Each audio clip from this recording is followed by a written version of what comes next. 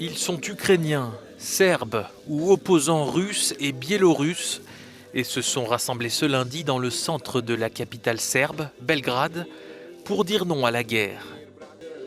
Ces manifestants s'opposent à l'offensive de Moscou en Ukraine et aux dirigeants russes et biélorusses Vladimir Poutine et Alexandre Loukachenko. Non à la guerre, Poutine stop ou encore gloire à l'Ukraine, pouvait-on lire sur les panneaux de ces protestataires qui arboraient presque tous un drapeau bleu et jaune sur les épaules. Sur place, les Ukrainiens réfugiés expriment leurs revendications. Nous devons être solidaires. Nous devons nous unir contre la violence, explique cette chanteuse ukrainienne. C'est très important, c'est le but de la manifestation, parce que la Russie en ce moment est l'agresseur. Ce n'est pas un pays ami, c'est un agresseur total pour l'Europe et pour tous les pays. Ces Ukrainiens réfugiés en Serbie racontent ce qu'ils ont subi depuis le début de la guerre. Olga a laissé une partie de sa famille en Ukraine. Ils sont, comme elle, nombreux à prendre des nouvelles quotidiennement, en espérant que le pire ne leur est pas arrivé.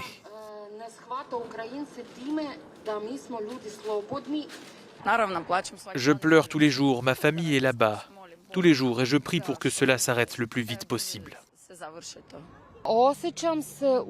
Je me sens mal parce que ça me fait très mal ce qui arrive à mon pays, à mes amis, à ma famille. Il faut que tout ça s'arrête.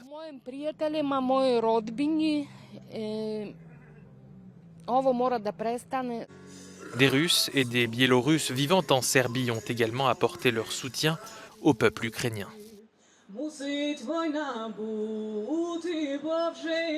Nous sommes avec vous et nous serons toujours avec vous pour notre et votre liberté. Vive la Biélorussie, gloire à l'Ukraine.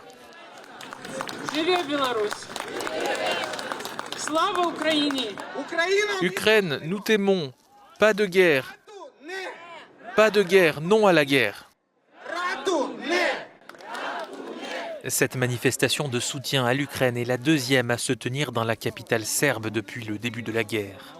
Belgrade, une ville qui a elle aussi connu en 1999 des bombardements, l'OTAN y avait mené des frappes contre des cibles serbes durant la guerre du Kosovo.